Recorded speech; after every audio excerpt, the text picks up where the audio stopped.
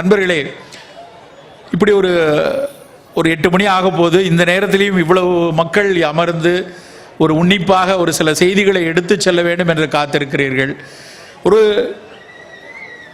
சற்று இக்கட்டமான ஒரு காலநிலையில் தான் நாம் இருந்து கொண்டிருக்கிறோம். கொஞ்சம் கவனமாக இருக்க வேண்டிய சூழலில் இருக்கிறோம் என்பதை ஒரு மருத்துவனாக நான் தினம் தினம் உணர்ந்து கொண்டே இருக்கிறேன். கிட்டத்தட்ட 20 ஆண்டுகளாக பேசிக்கொண்டே இருக்கிறோம், எழுதி கொண்டே இருக்கிறேன். ஆனாலும் ஒவ்வொரு முறையும் நம்ம இல்லை முழுமையாக வெளியே வந்துட்டோம் அப்படின்னு சொல்லவே முடியல. 15 ஆண்டுகளுக்கு முன்னாடி வரகு, திணை, சாமை என்று பேசிய போது அதெல்லாம் என்ன, திணைனா என்ன, வரகுனா என்னன்னு கேட்ட கூட்டம் இருந்தது. இன்றைக்கு திணை பாயசம் சாப்பிடாம போறீங்களே, அந்த கம்பங்கூழ் குடிக்கலையா அப்படின்னு கேட்கக்கூடிய ஒரு சமூகம் மாறி இருக்கிறது ஒரு மகிழ்ச்சியான விஷயம்தான். ஆனால் இதோட போதுமா? இதில் நம் நகர்ந்து வந்ததில் இன்னும் ஆரோக்கியம் மேம்பட்டு இருக்கா அப்படின்னு பார்த்தா இன்னும் சரியாக இல்லை. நான் தமிழக அரசினுடைய திட்டக்குழுவில் இருக்கிறேன். கடந்த 2-3 ஆண்டுகளாக நிறைய எண்ணிக்கைகளை நாங்கள் பார்த்து கொண்டே இருக்கிறோம். ஒரு அரசு திட்டமிடும் போது முழுமையாக அந்த டேட்டாவை பேஸ் பண்ணி தான் எல்லாம் பண்ணுவாங்க. எந்த திட்டமாக இருந்தாலும் அதில் எந்த எண்ணிக்கைகள் இருக்கின்றன. ஒரு மாதத்துக்கு முன்னாடி, சரியா ஒரு மாதம், போன 20ஆம் தேதி ஒரு கூட்டம். அந்த சமயம் நான் வெளிநாட்டில் இருக்கிறேன். ஆனால் அந்த கூட்டம் ரொம்ப முக்கியமான கூட்டம் என்பதால் நான் இணையத்தில் இணைந்து கொள்கிறேன் என்று அனுமதி வாங்கி இணையத்தில் இணைந்து, ஏன்னா தமிழக அரசினுடைய மிக மூத்த அதிகாரிகள் கலந்து கொள்ளக்கூடிய கூட்டம். தமிழ்நாடு எங்கும் இருக்கக்கூடிய மிக மிக மூத்த புற்றுநோய் மருத்துவர்கள் கலந்து கொள்ளக்கூடிய ஒரு சிறு அரங்கில், ஒரு 15 பேர் விவாதிக்கிற அரங்கில் உட்கார்ந்து நடக்குது.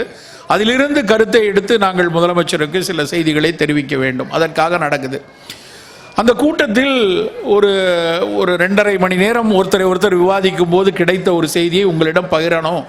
நேற்று முந்தைய தினமும் நான் ஒரு கூட்டத்திலிருந்து அங்கேயும் இதை பதிய வேண்டும் என்று சொன்னேன். நிச்சயமாக உங்களுக்கும் சொல்லணும். அதிலிருந்து நாம் உரையை துவங்கலான்னு. அந்த கூட்டம் என்ன அப்படின்னா, தமிழ்நாட்டில் இன்க்ரீஸ் ஆகி கொண்டிருக்கக்கூடிய ஏஒய்ஏன்னு ஒரு கேட்டகரி வைக்கிறாங்க. அடலசன்ஸ் அண்ட் யங் அடல்ட் அப்படின்னு ஆங்கிலத்தில் சொல்லுவாங்க. 15லிருந்து 39 வயதுக்கு வரைக்கும் உள்ள நபர்களில் புதிய புற்றுநோயாளிகள் அதிகரித்துட்டு வராங்க. எவ்வளவு ஒரு பதட்டமான விஷயம்னு பாருங்கள். நான் இந்த ஒசூரில் ஒரு 4-5 தடவை பேசியிருப்பேன். தமிழ்நாட்டில் நிறைய இடங்களில் பேசியிருப்போம். ஒவ்வொரு முறை ஏதாவது ஒரு விவரத்தை சொல்வதற்கு முன்னாடி அதனுடைய புள்ளி விவரத்தை நான் பார்ப்பது வழக்கம். விக்கிபீடியாலேயோ இல்லைன்னா இங்கே இருக்கக்கூடிய டேட்டாலேயோ எவ்வளோ வந்திருக்கு அப்படின்னு பார்த்தா உயர்ந்து கொண்டே இருக்கிறது. இந்த 15லிருந்து 39 வயதுங்கிறது கரெக்டாக ஆங்கிலத்தில் சொன்னால் அதுதான் ப்ரொடக்டிவ் ஏஜ் ஸ்பேன் அப்படிம்பாங்க. ஒரு வீட்டில், ஒரு சமூகத்தில், ஒரு நாட்டில், ஒரு உலகில் மாற்றத்தை ஏற்படுத்தக்கூடிய வயது அப்படின்னு அந்த வயது தான். ஆனால் அந்த வயதில் பெரும் நோய் கூட்டங்கள் கூடிக்கொண்டே இருக்கு. நமக்கு எல்லாம் தெரியும், சர்க்கரை வியாதி அந்த இடத்துல பயங்கரமாக கூடிட்டு இருக்கு. சர்க்கரை கூடிக்கொண்டிருக்கேங்கிறது தெரிஞ்ச விஷயம். ஆனால் புதிதாக தெரிகிற விஷயம் புற்றுநோய்கள் கூடுகிறது. இந்தியா டயபெட்டிக் கேபிட்டல் அப்படிங்கிறதுல யாருக்கும் மறுப்பே கிடையாது. உலகம் முழுக்க தெரிஞ்ச விஷயம். இந்தியா தான் சர்க்கரை வியாதியினுடைய தலைமையிடமாக இருக்குது. இன்னொரு புதிய விஷயம் என்னன்னா, இந்தியா தான் புற்றுநோயினுடைய தலைமையிடமாகவும் மாறிக்கொண்டிருக்கிறது. சொல்லிவிட்டார்கள், India became capital of cancers அப்படின்னு சொல்லிட்டான். என்ன நடக்குது? நான் கல்லூரியில் படித்து கொண்டிருக்கும், சித்த மருத்துவ கல்லூரியில் படித்து கொண்டிருக்கும் போது பெருமிதமாக 2-3 விஷயத்த சொல்லுவோம். என்ன விஷயம் அப்படின்னா, மேற்கத்திய உலகில் அதிகமாக குடல் புற்றுநோய் வருகிறது, இந்தியாவில் வராது. இந்தியாவில் அதிகம் குடல் புற்றுநோய் இல்லை என நானே பேசியிருக்கிறேன், நானே எழுதியிருக்கேன். அதுக்கு காரணம் என்னன்னா, நம்முடைய உணவு பழக்கம். நம்ம சாப்பிடக்கூடிய சாம்பாராக இருக்கட்டும், இல்லைன்னா ஒரு கோழிக்கறியாக இருக்கட்டும், இல்லை ஒரு மீன் குழம்பாக இருக்கட்டும், இல்லை ஒரு புட்டாக இருக்கட்டும், இப்படி எந்த உணவை எடுத்தாலும் ஒரு சின்ன பாதுகாப்பு கொடுக்கக்கூடிய சத்துக்களை சேர்த்து தான் நம்ம உணவில் இருக்கு. ஆனால் மேற்கத்திய உணவு ரொம்ப ஃப்ளாட் ஃபுட்டு. அவர்கள் சாப்பிடக்கூடிய ரொட்டி துண்டுகளோ, அவர்கள் பக்குவப்படுத்திய இறைச்சி துண்டுகளோ இப்படியான பாதுகாப்புகளை கொடுப்பாதனால அவர்களுக்கு குடல் புற்று அதிகமாகிறது, இந்தியாவில் குடல் புற்று குறைவு அப்படின்னு 25 வருஷம் முன்னாடி படித்திருக்கிறேன், பேசியிருக்கிறேன். அதே மாதிரி ஆண்களுக்கு வரக்கூடிய பிராஸ்டேட் புற்றுநோய், அதாவது ஆண்களுக்கு அந்த சிறுநீர் பைக்கு கீழே பிராஸ்டேட் கிளாண்ட் அப்படின்னு ஒரு கிளாண்ட் உண்டு.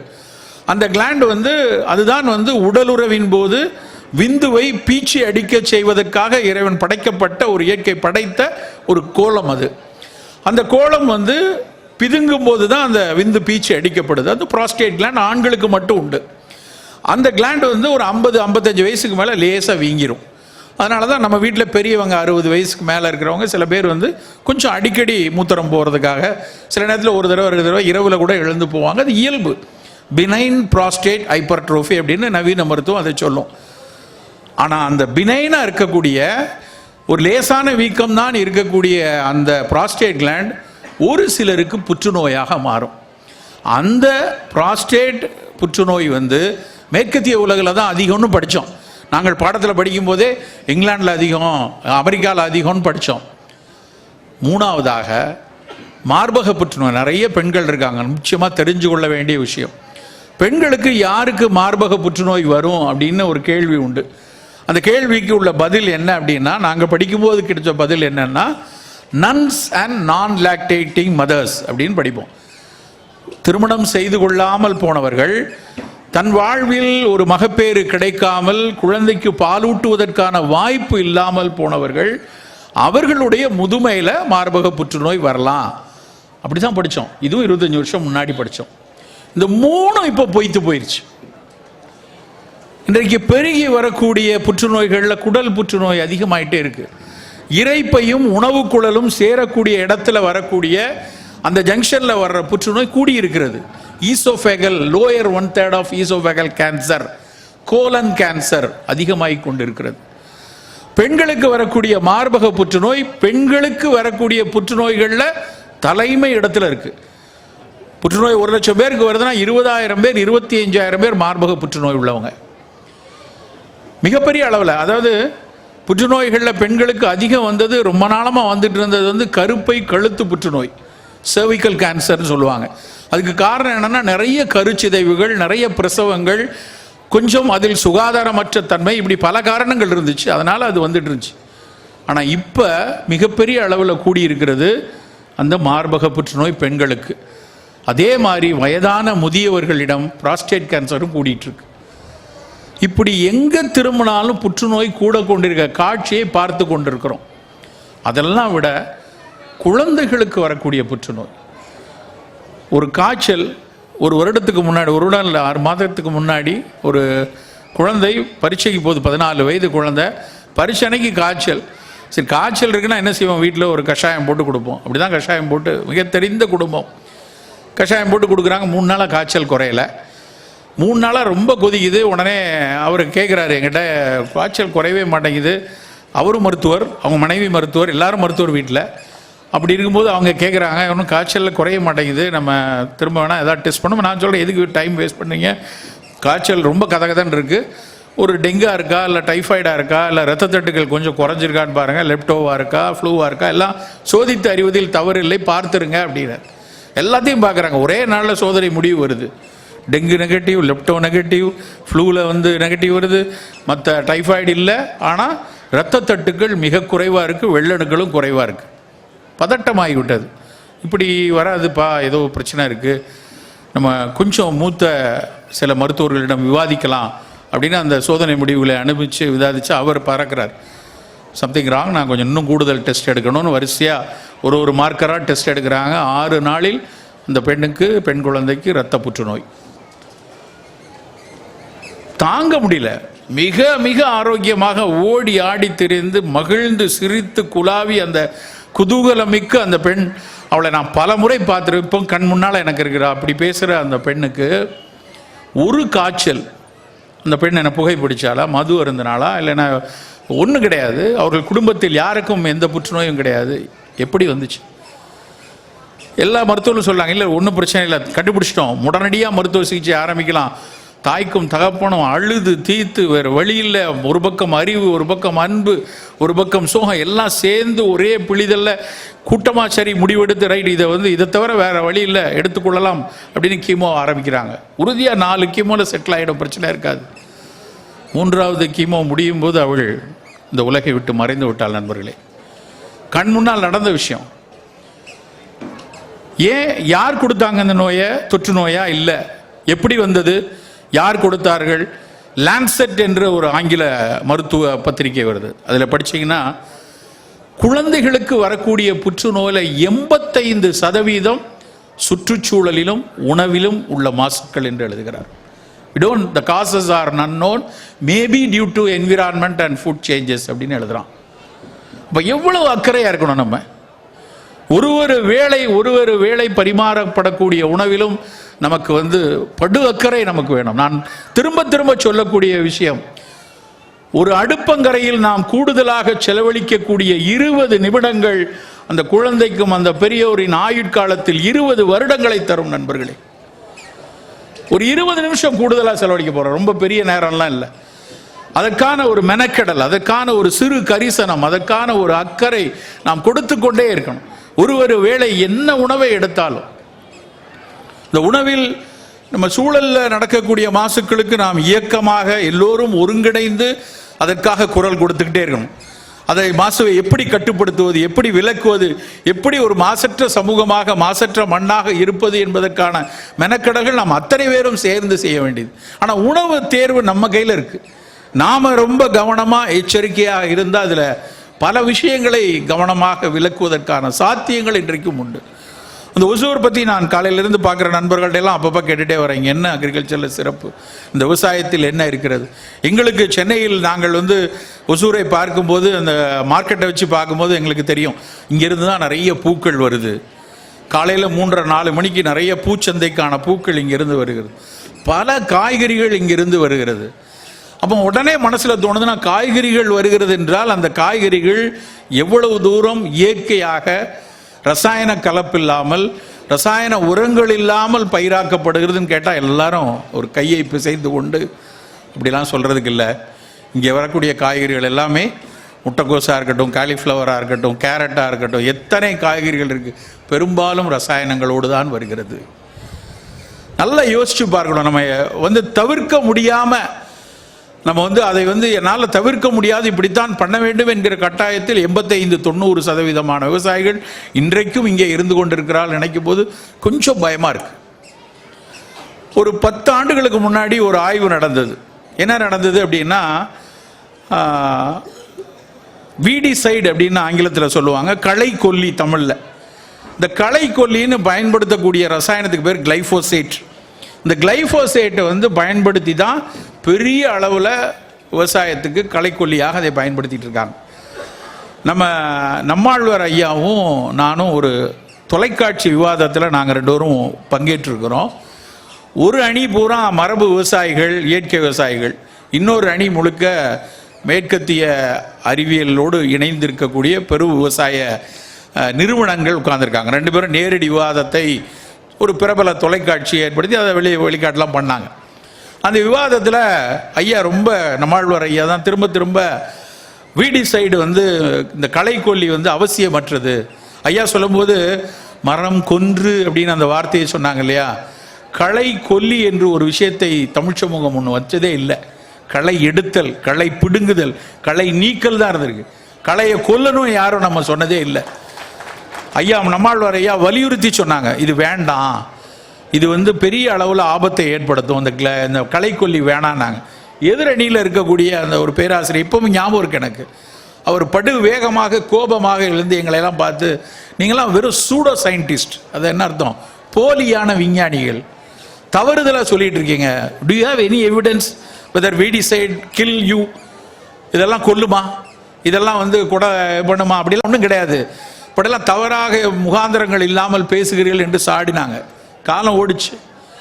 இப்போ உலக சுகாதார நிறுவனத்தில், யாரு, உலக சுகாதார நிறுவனத்தில் புற்றுநோய்க்கான காரணிகளினுடைய பட்டியலில் நேரடியாகவோ மறைமுகமாகவோ பாசிபிள் ப்ராபபிள் கார்சினோஜன் கிளைஃபோசேட் அப்படின்னு அறிவிச்சிட்டாங்க. அதை அறிவித்த உடனே ஐரோப்பாவில் இருக்கக்கூடிய அத்தனை நாடுகளும், ஐரோப்பியன் யூனியனில் அத்தனை நாடுகளும் அதை தடை செஞ்சாங்க. எப்படி தடை செஞ்சாங்கன்னா, மிச்ச மீதி இருக்கிறதையும் எடுத்துகிட்டு போயிரு, இங்கே இருக்கிற மிச்ச மீதி இருக்க எடுத்துகிட்டு போயிரு, பயன்படுத்தக்கூடாது என்று எடுத்துகிட்டு போயிட்டாங்க. நம் ஊரை சுற்றி, இந்த மாநகரத்தை சுற்றி கூட என்னால் உறுதியாக சொல்ல முடியும், டன்னாக கிளைபோசேட்டை பயன்படுத்தி கொண்டிருக்கிறோம்.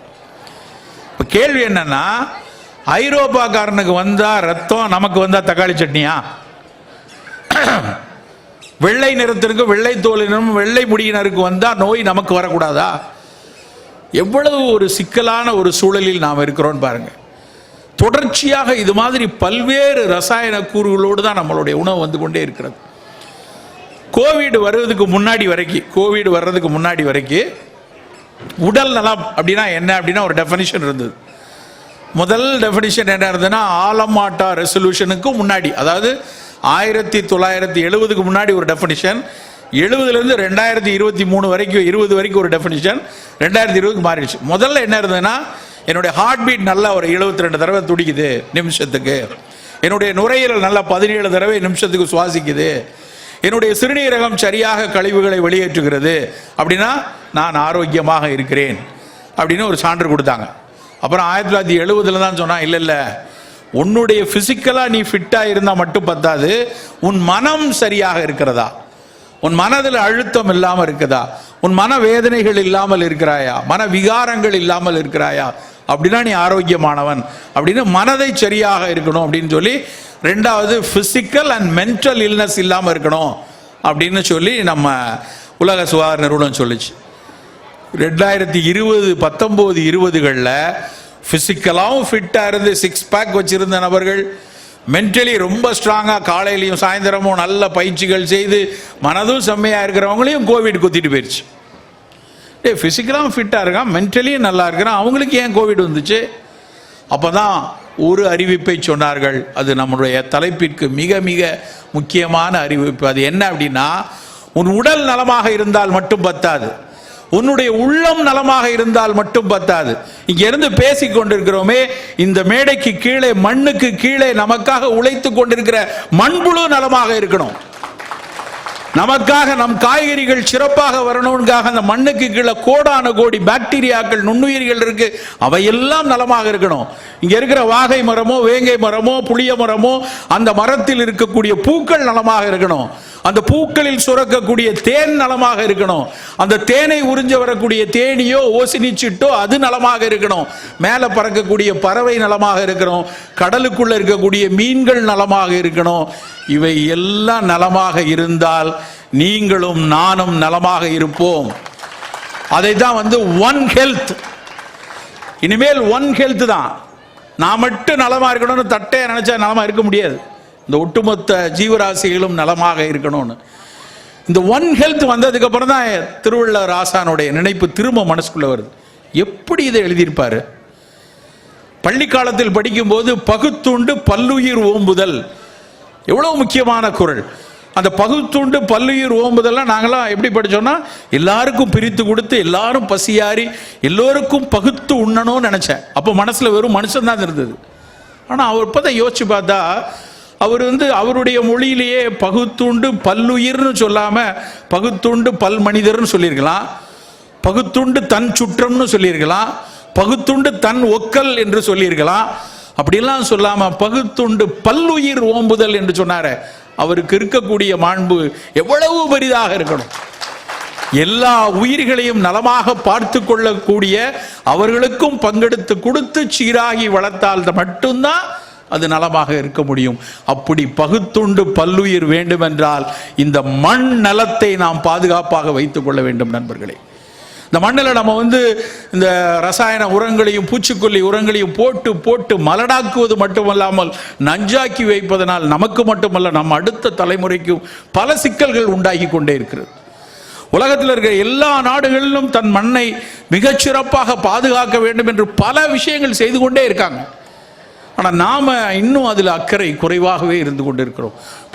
புதிதாக வரக்கூடிய புற்றுநோய்கள், புதிதாக இளவயதிலே வரக்கூடிய பல்வேறு சர்க்கரை நோய், இரத்த கொதிப்பு, இதெல்லாம் பார்க்கும்போது அதனுடைய துவக்க புள்ளி நம்முடைய உணவும் நம்முடைய மண்ணும் தான் என்று தோணுகிறது. இன்னொரு விஷயம், உணவு அப்படின்னா, இப்போ நீங்கள் போய் கூகுளில் போய் உணவு அப்படின்னு டிஃபைன் ஃபுட் அப்படின்னு போட்டு பாருங்க.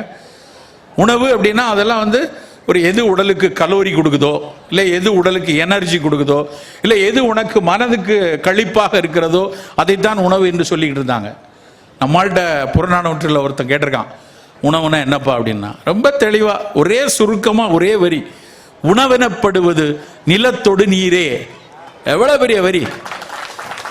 எப்படி புரிதல் இருந்தால் இந்த மாதிரி எழுதியிருக்க முடியும்? அவருக்கு இந்த ஒன் ஹெல்த்ங்கிற கான்செப்டோ இல்லை இன்னைக்கு இருக்கக்கூடிய சூடமோனோ இப்படிலாம் அந்த அறிவுகள் அன்றைக்கு இருக்காது. ஆனால் அவர்களுக்கு அதைவிட மேம்பட்ட ஒருமித்த இந்த பல்லுயிர் மிகச்சிறப்பாக இருக்க வேண்டும் என்றால் இந்த உணவு, இந்த நிலத்தையும் நீரையும் பண்பட்டு வைத்திருக்க வேண்டும், சீர்கெடாமல் வைத்திருக்க வேண்டும் என்ற மாபெரும் புரிதல் நம் தமிழ் சமூகத்துக்கு இருந்திருக்கு. அதனாலதான் ரொம்ப அழகா உணவெனப்படுவது நிலத்தோடு நீரே, ரொம்ப பக்குவமாக பார்த்து கொள்ள வேண்டிய இடம் அது ரெண்டும் இருக்கு. இது ரெண்டும் சரியா இருந்ததுன்னா நம்முடைய உடல் நலம் அடுத்தடுத்து பல்வேறு அதிலிருந்து உற்பத்தி ஆகக்கூடிய நெல் பயிரோ, வரகோ, சாமையோ, கத்திரிக்காயோ, வழுதுணங்காயோ, கீரையோ அத்தனையும் சரியாக வரும். அவை சரியாக வந்தால் அவற்றிலிருந்து அதை உண்டு சாப்பிட்டு மகிழக்கூடிய நானும் நீங்களும் மிகச்சரியாக இருக்க முடியும். புலாலாக இருந்தாலும் மீனாக இருந்தாலும் எல்லாவற்றிற்கும் மண்ணும் நீரும் சரியா இருக்கணும். மீன்களை பற்றி அச்சப்பட ஆரம்பிக்கிறாங்க. நிறைய மெர்க்குரி துணுக்குகள் கடலில் இருக்கிறது, அவையெல்லாம் மீனுக்குள்ள போது.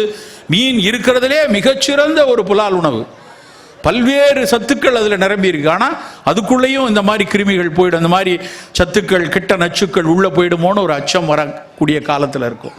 அன்பர்களே, நம் உடலை மிகச்சரியாக வைத்துக் கொள்வதற்கு நம் சூழலை சரியாக பராமரிக்க வேண்டும். நம் சுற்றுச்சூழல் சரியாக இருந்தால்தான் நம்ம இருக்க. இந்த ஒசூரை பற்றி கேட்டுட்டு இருக்கும்போது வழியெல்லாம் நண்பர்கள்ட்ட பேசிட்டே வரும்போது திடீரென பொங்கி வளர்ந்து பெருமிதமாக நிற்கக்கூடிய நகரமாக ஒசூர் இருக்குது. 35 வருடத்துக்கு முன்னாடி அது ஒரு சிறு கிராமமாக இருந்த விஷயம் இன்னைக்கு கடகடகடன் இண்டஸ்ட்ரியில் பெருசாகிடுச்சு. அப்போ பெருசாக வளரும்போது இங்கே வசிக்கக்கூடிய மக்கள் மத்தியில் நமக்கு இருக்க வேண்டிய ஒரு முக்கியமான விஷயம், நான் நல்ல காற்றை சுவாசிக்கணும், நல்ல தண்ணீர் பருகணும், நான் சாப்பிடக்கூடிய காய்கறிகளும் பழங்களும் மீன்களும் புலால்களும் சத்தான விஷயமாக இருக்கணுங்கிற அக்கறை நமக்குள்ளே இருக்கணும். நான் நல்ல ஊரில் இருக்கேன், நல்ல ஸ்கூலில் படிக்க வைக்கணும், நல்ல மார்க் வாங்கணும், நல்ல டாக்டர் ஆகணும், நீட் படிக்கணும், ஜேஇ படிக்கணும், அதெல்லாம் இருக்கட்டும். ஆனால் அது ஒரு பக்கம் இருந்தாலும் இன்னொரு பக்கம் ஆரோக்கியமான குழந்தைகளை, மனிதனை உருவாக்க வேண்டும் என்கிற அக்கறை நமக்குள்ளே இருக்கணும். ஒரு 15 ஆண்டுகளுக்கு முன்னாடி அடையாறு புற்றுநோய் மருத்துவமனையில் ஒரு கருத்தரங்குக்கு சென்றிருந்தேன். இந்த செய்தியை அநேகமாக நான் பேசிய அத்தனை கூட்டங்களிலும் பேசியிருக்கிறேன். சில நேரத்தில் எல்லாரும் என்ன கேட்பாங்க, இது ஏன்டா திரும்ப திரும்ப சொல்லிகிட்டே இருக்கேன். என் மனைவி என்னிடம் கோவப்படுவாங்க, சும்மா எல்லா மீட்டிங்லையும் பேசிகிட்டே இருக்கீங்க. ஆனால் எனக்கு நான் ஒத்துக்கொள்ள மாட்டேன். இல்லை, யாரோ ஒரு 10 பேர் புதிய நபர்கள் இந்த உரையை கேட்க வந்திருப்பார்கள், அவர்களிடம் நான் சொல்ல வேண்டும். எனக்கு அவர் முகவரி தெரியாது, தொலைபேசி தெரியாது, இது பேசுவதன் மூலமாக போகட்டும். ஒருவேளை அது திரும்ப திரும்ப கேட்கிறோம் என்று அவர்கள் சற்று கவலைப்பட்டாலும் கவலை இல்லை. அந்த செய்தி என்ன அப்படின்னா, இந்த அடையாறு புற்றுநோய் மருத்துவமனையில் ஒரு கருத்தரங்கு, இதே மாதிரி ஒரு கூட்டம், ஒரு 400-500 பேர் உட்கார்ந்துருக்கோம். நான் ஒரு பங்கேற்பாளனாக ஒரு முதல் வரிசையில் உட்கார்ந்துருக்கேன். நிறைய மருத்துவர்கள், நிறைய செவிலியர்கள், நிறைய நோயிலிருந்து மீண்டு வந்தவங்க, நிறைய பேர் கதிர்வீச்சு செய்து கொண்டிருப்பவர்கள், இப்படி எல்லாரும் உட்கார்ந்துருக்கிற அரங்கு. ஒரு பேராசிரியை, ஒரு அம்மா, அவங்க ஒரு புற்றுநோயில் பல்வேறு ஆராய்ச்சிகள் செய்து கொண்டிருப்பவர்கள். அந்த அம்மா மேடையில் ஃபர்ஸ்ட் பேப்பர், வழக்கமாக இந்த மாதிரியான கருத்தரங்குகளில் பவர் பாயிண்டில் ப்ரெசென்ட் பண்ணுவாங்க. அப்படி பவர் பாயிண்ட் போட்டு ஃபஸ்ட்டு ஸ்லைடை போட்டுட்டு அவர்கள் சொன்ன முதல் விஷயத்தில் நான் நொறுங்கி உடைந்து போனது உண்மை. அதுக்கப்புறம் அடுத்தடுத்த ஸ்லைடை என்னால் கவனிக்கவே முடியல, இது உண்மையா, இப்படியா சொல்கிறாங்க அப்படின்னு மனசு ஓடிக்கிட்டே இருக்குது. அதுக்கப்புறம் நான் 1000 கூட்டங்கள்லையாவது பேசியிருப்பேன், எல்லாத்துலேயும் முடிந்த வரைக்கும் இதை சொல்லிகிட்டே இருக்கிறேன். அப்படி அந்த அம்மா சொன்னது என்ன தெரியுமா? அந்த கூட்டத்தை பார்த்த கூட்டத்தில் 40-50 வயதை ஒட்டியவர்கள் எல்லாரும் உட்கார்ந்துட்டு இருக்காங்க. அவர்களை பார்த்து அந்த அம்மா சொல்றாங்க ஆங்கிலத்தில், this is the only unfortunate generation, this is the only unfortunate generation, those who are going to see their own children death on their lifetime. இந்த ஒரு தலைமுறை தான் தன்னுடைய அடுத்த தலைமுறையின் மரணத்தை அருகிலிருந்து பார்க்க போகிற துரதிர்ஷ்டவசமான தலைமுறை என்றார்கள். வேதனை அப்படி வந்துச்சு எனக்கு. இது அவங்க ஒரு புனைவு எழுத்தாளர் அல்ல, இல்லை அவங்க ஒரு கற்பனையில் இந்த விஷயத்தை சொல்லலை. அத்தனையும் தரவுகள், அத்தனையும் டேட்டா. இன்னைக்கு இங்கே இருக்கிறதுல 50 வயசு 55 வயசுல 60 வயசுல இருக்கவங்கலாம் 10-15 வருஷம் நோயோடையோ மாத்திரையோடையோ அப்படியே 70-75 வந்துடலாம். ஆனால் இன்னைக்கு 15 வயசு 20 வயசுல இருக்கிறவங்க அதே மாதிரி 75 வயசு வரைக்கும் ஆரோக்கியமாக வரணும்னா கொஞ்சம் அக்கறை வேண்டும், கொஞ்சம் மெனக்கெடல் வேண்டும், கொஞ்சம் கரிசனமாக இருந்துதான் ஆக வேண்டும். சற்று விலகி இருந்தா கூட யாரோ ஒருவருக்கு தான் இந்த சிக்கல் வருது. 100 பேர்ல எல்லாருக்கும் வரல, 1000-ல் 2 பேரோ 3 பேரு தான் வருது. ஆனா 1000-ல் 2-3 பேர்ல யாருக்கு வருது என்று தெரியாத போது அத்தனை பேருக்குமே அந்த அச்சம் இருக்கணும் இல்லையா? யாருக்கு இந்த நோய் வரும்னு சொல்லவே முடியாது. அப்போ எல்லோருமே எல்லா விஷயத்திலும் அக்கறையான ஒரு சமூகமாக இருக்க வேண்டிய கட்டாயத்தில் இருக்கிறோம் நண்பர்களே. அவங்க சொல்லி 12-14 வருஷம் ஆச்சு. நான் அடிக்கடி பேசுவதனால் என்னுடைய சக மருத்துவர்கள் எல்லாம் பக்கத்தில் இருந்து பார்த்துட்டு இருக்கும்போது தினம் ஒரு 50-60 நோயாளிகளை நான் பார்க்குறேன். தினம் பார்க்கக்கூடிய 60 பேரில் ஒரு 4-5 பேராவது அம்மா தன் பெண்ணை அழைத்துட்டு வருவாங்க. சார், மார்பக புற்றுநோய் அறுவை சிகிச்சை பண்ணியாச்சு, திரும்ப வராமல் தடுக்கிறதுக்கு ஏதாவது தொடர்ச்சியான உணவை சொல்லுங்க. 70 வயதில் ஒரு முதியவர் தன் 45 வயது பையனை கூட்டு வருவார். சார், சிறுநீரக கோளாறு, கிரியாட்டினின் 4.5 போயிடுச்சு, 6க்கு மேலே போனால் டயாலிசிஸ் பண்ணணும், எப்படி கட்டுப்பாட்டில் இருப்பது, ஏதாவது சொல்லுங்க.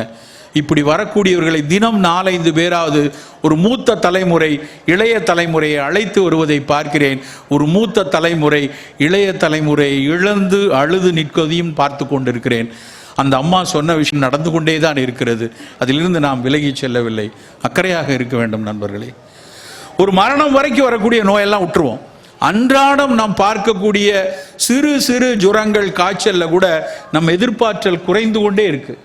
ஒரு காலத்தில் காய்ச்சல் அப்படிங்கிறதெல்லாம் எனக்கு தெரிஞ்சு லீவ் லெட்டரில் மட்டும்தான் நான் எழுதுனது பழக்கம்.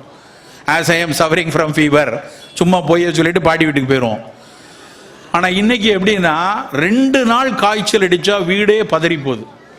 என்னவா இருக்கும் தெரியலையே, டெங்கி புதுசாக வந்திருக்குன்னு இருக்காங்களே, கேரளாவில் நிஃபா வந்துருச்சாம, ஒருவேளை வந்துருச்சோ, அப்புறம் அப்படியே இங்கே கொரோனா வந்திருக்குன்னு புதுசாக வேற வந்திருக்க, இது புதுசாக ஏதாவது வெரைட்டி கிளம்பிருச்சா, இப்படி ஒரு அச்சம் மனசுக்குள்ளே வர ஆரம்பிச்சிருச்சு.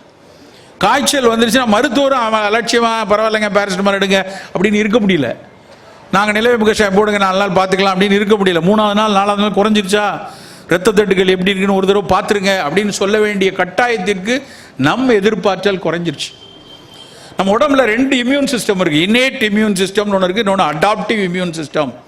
ஒரு கிருமி வருது, இல்லை ஒரு அலர்ஜி வருது, இல்லை ஏதாவது ஒரு நச்சு பொருள் வருதுன்னா அதை எதிர்க்கக்கூடிய ஆற்றல் நம்ம உடலோட அடாப்டிவ் இம்யூன் சிஸ்டம் தான். ஒரு புற்றுநோய்னா கூட அந்த அடாப்டிவ் இம்யூன் சிஸ்டம் நல்லா இருந்தால் தான் ஜெயிக்க முடியும். அப்போ அந்த அடாப்டிவ் இம்யூன் சிஸ்டத்தை மிகச்சிறப்பாக வைத்து கொள்ளக்கூடிய உணவு நம்ம தினம் தேர்ந்தெடுத்து வைக்கணும். 2வது, கூடிட்டே வரக்கூடிய இந்த சர்க்கரை நோய், அது இன்னைக்கு பெரிய அளவில் பெருக்கெடுத்து ஓடுது. நல்லா புரிந்து கொள்ளுங்க. இன்னைக்கு தமிழ்நாட்டினுடைய மக்கள் தொகை கிட்டத்தட்ட 7.5 கோடி பேர். அந்த 7.5 கோடி பேரில் ஒரு 3-3.5 கோடி பேர் அடல்ட் இருப்பாங்க அப்படின்னு எடுத்துட்டோம்னா 4 கோடி பேர் அடல்ட் இருப்பாங்கன்னா அந்த 4 கோடி பேரில் 1 கோடி பேருக்கு சர்க்கரை இருக்கு நண்பர்களே. 80 லட்சத்துலேருந்து 1 கோடி கணக்கு போடுறாங்க. கரெக்டாக துல்லியமாக எடுத்தால் 1 கோடி இருக்கும்.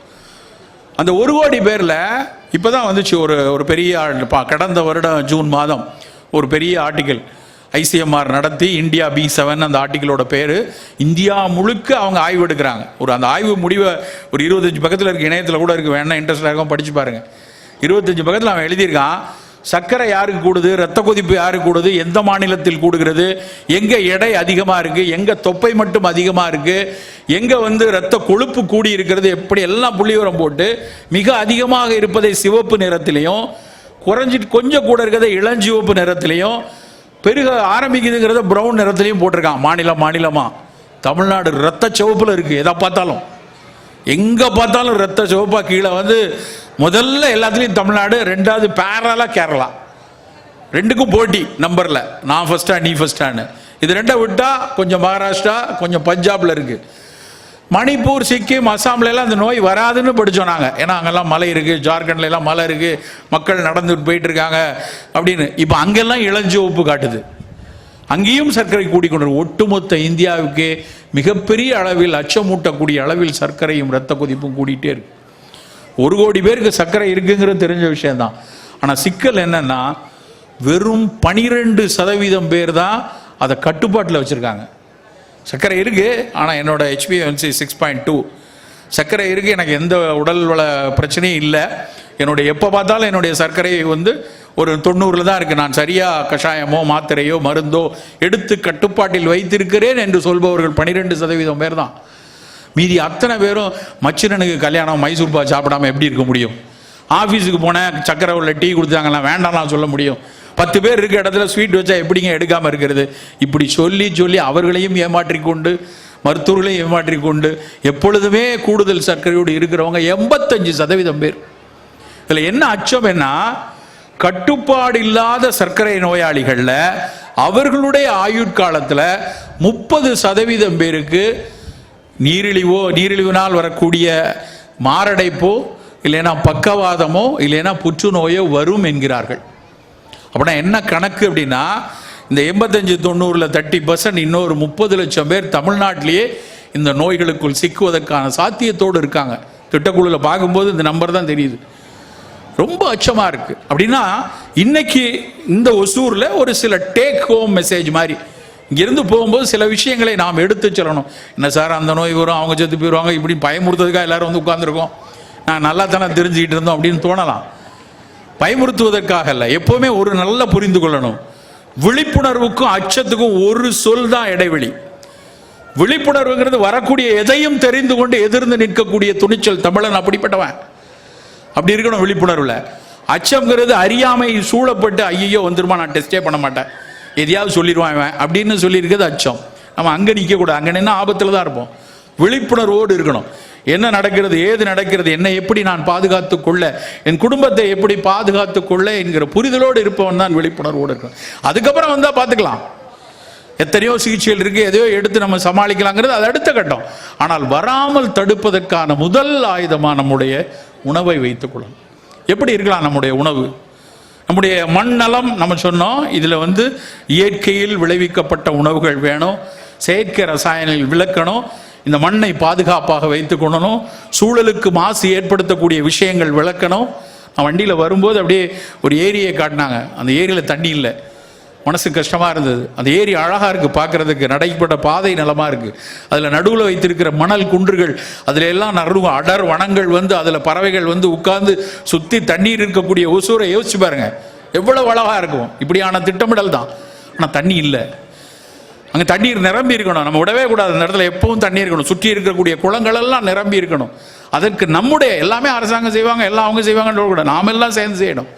நம்மால் நம் பகுதியில் எப்படி இருக்கணுங்கிற அந்த புரிதல் அங்கே இருக்கணும். உணவில் நம்முடைய மெனக்கடல் சிறு விஷயங்கள் இருக்கணும். காலையில் முதல்ல எடுக்கக்கூடிய பானம், அதுலேருந்து ஆரம்பிப்போம். காலையில் என்ன குடிக்கலாம்? காலையில் எழுந்திரிச்சா நமக்கு எல்லாருக்கும் ஒன்று காபி டீ அப்படின்னு கொஞ்ச நாளாக 250 வருஷமாக மனசில் மண்டி போயிடுச்சு. எங்கள்கிட்ட நாங்கள்லாம் மருந்து எழுத போனோடனே, மருந்து சார் நோயெல்லாம் கேட்டோடனே எழுத உட்காந்தோடனே, சார் இந்த காப்பி மட்டும் குடிக்கக்கூடாதுன்னு சொல்லிடுறாங்க சார், செத்து போயிடுவேன் சார், தலைவலி பிச்சிரும் சார் அப்படின்னு முதல்ல கையை பிடிச்சி சொல்லிடுவாங்க. அந்த அளவுக்கு காஃபி உள்ளே போயிருக்கு. காலையில் குடிக்கிறதுக்கு பல விஷயம் இருக்குது. இல்லை சார் நான் தேநீர் குடிப்பேன், குடிச்சுங்க, தேநீர் நல்ல தேநீர் தான். ஒரு காலத்தில் தேநீர் என்பது தேயிலை கஷாயம். சீனர்களுக்கு அவங்க அந்த தேயிலை கஷாயத்தை இங்கிலீஷ்காரன் குடித்தான், அவனுக்கு ரொம்ப உடம்பு உற்சாகமாக இருந்தது. நம்ம சோழமண்டல காடுகளை எல்லாம் அறுத்து கிரீன் கார்பெட் ஆக்கிட்டான். அது அவர்கள் தேயிலையை அவர்கள் உற்சாகத்துக்காக குடிக்கல, அவங்க காய்ச்சலுக்கும் உடல் வலிக்கும் தான் குடித்தாங்க. இங்கிலீஷ்காரன் அதில் நல்லா இருக்குன்னு தெரிஞ்சோடனே அவன் எல்லா இடத்துலையும் டீ எஸ்டேட்டை உண்டாக்கி நமக்கு எல்லா ஆற்றுக்கு நொய்யலோ காவிரியோ பவானியோ எல்லாத்தையும் கொடுத்தது அந்த சோழமண்டலம் தான். அந்த சோழமண்டல காடுகளை அத்தனையும் அறுத்து அதில் பூரா கிரீன் கார்பெட்டுன்னு கொண்டு தேயிலை வைத்து விட்டார்கள். அது வேற கதை, விடட்டும். ஆனால் அந்த தேயிலை ஒரு தேநீராக அருந்துவது உடல் நலத்துக்கு நல்லது தான். ஆனால் என்ன பிரச்சனைன்னா, நமக்கு தேநீர் போட தெரியாது.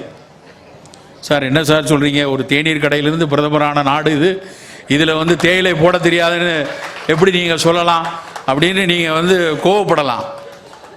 ஒரு விஷயம் நல்லா புரிந்து கொள்ளணும், நம்ம சாப்பிட்றது தேநீர் இல்லை, நம்ம சாப்பிட்றதுக்கு பேர் என்ன தெரியுமா? தேயிலை பால் பாயாசம். நல்லா யோசிச்சு பாருங்க, நம்ம குடிக்கிறது அதுவா இல்லையா? தேயிலை பால் பாயசத்தை குடிச்சு விட்டு தேநீர் குடிக்கிறோம் நம்ம சொல்லிட்டு இருக்கிறோம். தேயிலை சில பேர்லாம் சொல்லுவோம், சார் எங்கள் வீட்டில் பால் அப்படியே கொதிக்க வச்சு அது கேரமலைஸ் ஆகும்போது தேயிலை பிடியை போட்டு அதுக்கப்புறம் சர்க்கரையை போட்டு அப்படி நாங்கள் கொடுப்போம்பாங்க. பைத்தியக்காரர்கள். தேயிலை கஷாயம் தானா, ஒரு நல்ல கொதிக்கிற முட்டை வரக்கூட தரதரம் கொதிக்கிற வெந்நீரில் ஒரு ஸ்பூன் தேயிலையை போட்டு மூடி வச்சிடணும், இறக்கி வச்சுட்டு மூடி வச்சிடணும். 3 நிமிஷத்துக்கு அப்புறம் அந்த மூடியை எடுத்துட்டு வடிகட்டி குடித்தால் அதுதான் தேநீர். ஆறுன அப்புறம் குடிச்சிக்கலாம். இல்லை எனக்கு கண்டிப்பாக கொஞ்சம் இனிப்பு வேணும், ஒரு துளி தேன் விட்டு கொள்ளலாம், ஒரு துண்டு கருப்பட்டியோ ஒரு துண்டு பனங்கள் கண்டோ போட்டுக்கொள்ளலாம், வெள்ளை சர்க்கரை வேண்டாம். சர்க்கரை வியாதிக்காரங்களா இந்த பனங்கற்கண்டு தேன் கூட வேண்டாம், வெறுமன தேநீர் குடிங்க, 3 தேநீர் குடிங்க, தப்பே இல்லை. பாலை சேர்த்து விட்டோம், தேயிலையில் பாலை நம்ம சேர்த்துட்டோம்னா அந்த தேயிலையினுடைய சத்துக்களை இழந்துருவோம். நாங்கள் வேடிக்கையாக சொல்லுவோம், ஒருத்தர் இழுத்துக்கிட்டு இருக்காருன்னு வச்சுக்கோங்களேன், அவர் வாயில் பால் விட சொல்லுவாங்க. பேரம்பேத்திலாம் போய் வாயில் பால் விடுங்க, ஏன்னா அவர் இழுத்துட்டு இருக்காரு, பால் விடுங்கம்மா. அந்த பேரம்பேத்தி பால் விட்டவொடனே அந்த தாத்தா செத்து போயிடுவார். பாருங்க, அவர் பேரம்பேத்திக்காக ஏங்கிட்டு இருந்தது அடங்கிருச்சுமா. உண்மையிலேயே அந்த பேரன் தான் கொண்டிருப்பான். பாலை ஊத்துன உடனே அது மூச்சுக்குழலுக்குள்ளே போயிடும். அஸ்பீஷியல் டெத்துன்னு பேர் அது. ஏன்னா அவருக்கால விழுங்க முடியாது, அப்படியே இழுத்துட்டு இருப்பாரு. ஊத்துன உடனே அவ்வளோ மூச்சுக்குழல்கள் பேரும் அடங்கிடும். அதை மாதிரி தேயிலையில் பால் ஊத்துனோடனே தேயிலை செத்து போயிடும். அப்புறம் அது குடிக்கிறது அது வெறும் சவந்தான். தேயிலையை குடிப்பது தேநீராக நல்ல வெந்நீர். சரி, தேயிலை வேண்டாம், ஆவாரை குடிநீர் எவ்வளவு சிறப்பானது. ஆவாரை பூத்திருக்க சாவாரை கண்டதுண்டோ என்று தமிழ் சமூகம் சொல்லியிருக்கு. ஆவிரை கொன்றை நாவல் அலைகடல் முத்தம் கோஷ்டம் மேவிய மருதத்தோலும் விருதுரொக்க கொண்டு காவிரி நீரும் மற்றும் கடல் நீரும் மற்றும் தானே பாட்டு. ஆவாரை கஷாயத்துடைய பாட்டு. ஆவாரையில் 7 பொருட்களை சேர்ப்பாங்க. ஆவாரை, கொன்றை, நாவல், அலைகடல்னா கடல் அழிஞ்சில், கோஷ்டம் சாதி கோஷ்டம், முத்தக்காசு, அதுக்கப்புறம் மருதம்பட்டை, இதெல்லாம் சேர்த்து கஷாயம் போட்டு குடித்தா காவிரி நீரும் மற்றும் கடல் நீரும் மற்றும். காவிரி நீர் ஏற்கனவே வற்றி தான் கிடக்கு. ஆனால் அவன் சொன்னால் காவிரி நீர் அது இல்லை, நம்ம மூத்திரம். நம்ம மூத்திரம் ரொம்ப இனிப்பாக இருந்ததுன்னா சர்க்கரை கூட இருக்குன்னு அர்த்தம். யூரின்ல குளுக்கோஸ் 4+, 3+ இருந்ததுன்னா குளுக்கோஸ் நிறைய போகுது. அதை காவிரி நீரோடு பரிபாஷையாக ஒப்பிட்டு சொல்லியிருக்கார்கள் சித்தர் பாடல்ல. அதுவும் மற்றும் கடல் நீர் ரொம்ப உப்பு போகுது, புரதம் கழியுது, சிறுநீரக நோய் உருவாகி கொண்டிருக்கிறது சர்க்கரையில், அதுக்கும் நல்லது என்று ஆவாரை கஷாயத்தை சொல்லியிருக்காங்க. நம்ம ஏன் ஆவாரை குடிநீர் குடிக்கக்கூடாது? இதெல்லாம் ஆராய்ச்சி பண்ணி மிகப்பெரிய கம்பெனிகள் தேநீராக வருவதற்கு இன்னும் 5 வருஷம் ஆகும். யாராவது ஒருத்தன் காப்புரிமை வாங்கிட்டு தான் விடுவான். அது வர்ற வரைக்கும் வரட்டும். இதை நம்ம குடிக்கிறதுக்கு எந்த ஆபத்தும் இல்லை, பல காலமாக குடித்த விஷயம். அப்போ தினசரி சாப்பிட்றதுல உங்கள் வீட்டில் சர்க்கரை நோயாளி இருந்தாங்கன்னா, இல்லை உங்கள் வீட்டில் யாராவது வருவதற்கான சாத்தியம் இருந்தால் ஒருவேளை ஆவாரை குடிநீர் குடிங்க, அது மிகச்சிறப்பு. இல்லை அதெல்லாம் இல்லை, ஒரு நாள் இஞ்சி தேநீர் குடிங்க, ஒரு நாள் சுக்குமல்லி காஃபி குடிங்க, ஒரு நாள் சீரகத்தண்ணி, ஏதாவது ஒரு. அன்னைக்கு ஒரு நண்பர் வீட்டுக்கு போயிருந்தேன், ஒரு தேநீர் கொடுத்தாங்க, மூலிகை தேநீர் நீங்கள் கொடுங்க. எனக்கு ஒரு பெரிய ஒரு வரப்பிரசாதம் என்னென்னா, நண்பர்கள் வீட்டுக்கு போகும்போதெல்லாம் அவங்க நிறைய இது மாதிரி சிறுதானியம் புது புது விஷயங்கள் பண்ணி, காலையிலேருந்து ஒசூரில் ஒவ்வொருத்தர் வீட்லேயா நான் பயங்கர உணவுகளை சாப்பிட்டு திளைத்து இருக்கேன். மாறி மாறி நட்போடு நல்ல நல்ல உணவுகள். அப்படி தான் ஒரு அம்மா எனக்கு ஒரு தேநீர் கொடுத்தாங்க. குடிச்சிட்டு என்னன்னா, எனக்கு குடித்த மாத்திரத்தில் அது ஒரு நெல்லிக்காய் மாதிரி தெரியுது, ஆனால் சொல்லதுக்கு கொஞ்சம் யோசிச்சு நெல்லிக்காயோ அப்படின்னு கேட்டேன். சார் நெல்லி தேநீர் தான் அது அப்படின்னாங்க. வெறும் நெல்லிக்காய் பொடி டிகாஷனில் வச்சு அவங்க டிகாஷனை இறக்கிட்டு சூடாக இறக்கிட்டு வெந்நீர் விட்டு அதில் துளி தேன் விட்டு அந்த அம்மா எனக்கு கொடுத்துருந்தாங்க. என்ன அருமையான சுவை தெரியுமா, நெல்லி தேநீர். ஆனால் நம்ம அது குடிக்கிறது இல்லை. கரிசலாங்கண்ணி, பல சளி இருமல் இருக்கக்கூடிய குழந்தைகள் அடிக்கடி சளி இருமல் வந்ததுன்னா கரிசாலை கஷாயம் கொடுப்பாங்க. அந்த கரிசாலை என்ன சொல்றான்னா, தேகரா சச்சுரதம் தில்லிய நேர் நேர் கூட்டி பாகமுற காய்ச்சி பருகுவார் காகமுனும் சளி தீரும் காணே பாட்டு. என்ன அர்த்தம் அப்படின்னா, காக்கா தூக்கிட்டு போயிருமா, இருமி துப்புனா சளி துப்புனா அதை காக்கா தூக்கிட்டு போயிருமா. அந்த அளவுக்கு சளி பிடித்திருக்க குழந்தைக்கு கூட கரிசலாங்கண்ணி சாரில் அதை நல்லெண்ணெயை போட்டு காய்ச்சி கரிசாலை தைலம்னு தேரன்னு சொல்கிறான். அந்த கரிசாலையே நம்ம கஷாயமாவோ டீயாவோ போட்டு குடிக்கலாம். ஆனால் என்ன பிரச்சனை தெரியுமா, கரிசலாங்கண்ணியை நான் முதல்ல சொன்னேன், கரிசலாங்கண்ணியை இப்போ இருக்கிற விவசாயம் அதை களையாக பார்க்கிறது. கரிசலாங்கண்ணியெல்லாம் பிடுங்கி தூர போடுறான். அதை விட வேதனை என்னன்னா, அந்த கிளைஃபோசேட் டப்பா இருக்கு இல்லையா, அந்த களைக்கொல்லியுடைய டப்பா, இட் வில் கில் யூக்லிப்டா ஆல்பான்னு எழுதியிருக்கான். அப்படி வேதனையா இருக்கு. யூக்லிப்டா ஆல்பான்னா கரிசலாங்கண்ணியை கொல்லும் என்று ஒருத்தன் அமெரிக்கன் வணிக பண்ணிட்டு இருக்கான் நம்ம கிட்ட. கரிசலாங்கண்ணியை கடவுளென கும்பிடு என வள்ளலாரும் நம்முடைய சித்தர்களும் சொல்லி இருக்கார்கள். அதுதான் வேறுபாடு. எப்படி பெரிய விஷயம் பாருங்க. அப்ப காலையில இது மாதிரி ஒரு பானத்தை நம்ம எடுத்துக்கணும். அது இஞ்சி தேநீரோ ஆவாரை தேநீரோ கரிசாலையோ அதை காலை பானமா எடுத்துக்கணும். அதுக்கப்புறம் காலை சிற்றுண்டி நமக்கு இனிமேல் மிகச்சிறப்பான புரதங்களும் நோய் எதிர்ப்பாற்றல் கொடுக்கக்கூடிய விஷயங்களும் இருக்கணும். சார் காலையில் இட்லி சாம்பார் வடை மசால் தோசை பூரி பொங்கல் அதெல்லாம் வேணாம், அதெல்லாம் கொஞ்ச நாளைக்கு நிறுத்தி வைப்போம். அப்படித்தானே சார், ரொம்ப நாள் சாப்பிட்டோம் இருந்துட்டு போட்டு, இனிமேல் நிறுத்துங்க. ஒரு விஷயத்தை சொல்லணும், மரபு ஒரு சிக்கல் இருக்கு. மரபு பழைய விஷயங்களை எல்லாம் வச்சிருக்கிற விஷயம். மரபுக்கும் பழமைக்கும் என்ன வேறுபாடுனா, மரபு தன்னை புதுப்பித்து கொண்டே வரும். நவீன விஷயங்களை உள்வாங்கி தன்னை புதுப்பிப்பது மரபு. பழமை அப்படியே வைத்து போற்ற வேண்டியது. நீங்கள் அப்படியே வைத்து போற்ற விட வேண்டிய ஒரு ராஜராஜனுடைய கோயிலை நம்ம பழமையை அப்படியே பார்த்து போற்றுவோம், தப்பில்லை. ஆனால் மரபு பழக்கங்களாக இருக்க விஷயத்தில் நவீன அறிவியலுடைய புரிதலை வைத்து கொஞ்சம் மேம்படுத்தணும். காலகாலமாக நம்ம வெறும் சோறு சாப்பிட்டோம், இட்லி சாப்பிட்டோம். அன்னைக்கு ஒரு 15-20 கிலோமீட்டர் நான் ஒசூரில் வந்து பேசணுன்னா முந்தின நாளே குதிரையில் ஏறி வரணும். அப்படியே வரேன், நம்ம விமானத்தில் வந்து இறங்குறோம், ரயிலில் வந்து இறங்குறோம், காரில் போகிறோம். நம்முடைய உடல் உழைப்பு குறைந்துருச்சு. அப்போ இப்போ உடல் உழைப்புக்கு ஏற்ற மாதிரியான உணவு தான் காலை உணவாக இருக்கணும். அப்போ காலை உணவு எப்படி இருக்கலாம்? நல்ல சுண்டல், புரதம் வேணும். இல்லை நான் நல்ல முட்டை சாப்பிடுவேன், 2 முட்டை. இல்லை பன்னீர் சாப்பிடுவேன், பன்னீர். இல்லை 4 பாதாம் பருப்பு, கொஞ்சம் நிலக்கடலை, பாசிப்பருப்பு, முளை கட்டிய பயிறு, கொஞ்சம் காய்கறி துண்டு, ஒரு சூப். ஏன்னா வயிறு நிரப்பிடும். இதெல்லாம் கொஞ்சம் துண்டுகள் சாப்பிட்டுட்டு அப்புறம் ஒரு கப் சூப் எடுத்தேன். வெறுமனை முதல்ல எடுத்து சுட குடிச்சிடக்கூடாது. இந்த காய்கறி துண்டோ பழத்துண்டோ சுண்டலோ சாப்பிட்டு நல்லா ஒரு கப் சூப் எடுத்துட்டு அலுவலகத்துக்கு போங்க. ஒரு கூட்டத்தில் இப்படி பேசி முடிச்சோடனே ஒருத்தர் இருந்துச்சார், சரி சார் இதெல்லாம் சரி, இதெல்லாம் பிஃபோர் ஃபுட்டா ஆஃப்டர் ஃபுட்டா அப்படிங்கார். ஏன்னா அவங்களுக்கெல்லாம் இந்த பழத்துண்டு சுண்டல் அப்படின்னாலே அது ஒன்று பிஃபோர் இல்லை ஆஃப்டர். நடுவில் ஒரு 4 தோசை சாப்பிடணும். தயவு செய்து வெறுமனை இது மட்டும் தான் சாப்பாடு. 11 மணிக்கு பசிக்குமே, பசிச்சா அவங்க உடம்பு நல்ல உடம்பு. 11 மணிக்கு வயிறு சுள்ளுன்னு பசிச்சா ஒரு கொய்யாப்பழ துண்டை சாப்பிட்டுட்டு ஒரு கப் மோர் குடிக்கலாம். இல்லை குளிர்காலமாக நல்லா வந்து ஒரு தேநீர் அருந்தலாம், அது தப்பு இல்லை. 1 மணிக்கு மதிய சாப்பாடு சாப்பிடும்போது நிறைய காய்கறிகள் இல்லை புலால், கொஞ்சம் சோறு எடுக்கணும். நிறைய விருந்துக்கு போகும்போது, நீ கூட மத்தியானம் விருந்து போகும்போது அந்த அம்மா எனக்கு ரொம்ப இன்னும் கொஞ்சம் சோறு போட்டுக்கோங்க. மறுசோறு போடுதல் என்பது நம் வீட்டினுடைய உபசரிப்பின் உச்சம், அது விருந்தோம்பலினுடைய உச்சம். ஆனால் அந்த விருந்தும் மருந்தும் 3 நாள் தான் இருக்கணும் வருஷத்துக்கு. தினமும் மறுசோறு போடுங்கன்னு சொல்லி கப்பாக சோறை போட்டோன்னு வைங்க, கதை கந்தல்.